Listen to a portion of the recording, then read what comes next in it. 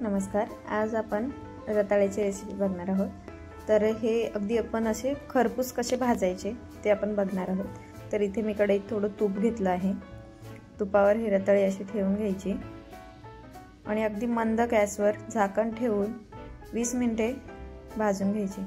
तर दोघं साइडने थोडा वेळ चेंज करत ही मस्त खरपूस भाजून घ्यायची। तुपामुळे याची चव खूप छान लागते। तर आपण चेक करू।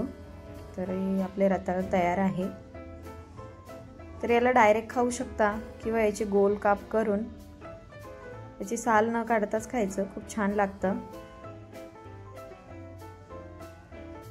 तर यावर मी थोडं मध टाकलं आहे, नाही टाकलं तरी चालेल, पण थोडं गोडसर हवं असेल तर थोडं मध टाकून खाऊ शकता। तर इथे आपले उपवासाचे रताळ्याचे काप तयार आहे। व्हिडिओ आवडला असेल तर लाईक शेअर सबस्क्राइब नक्की करा।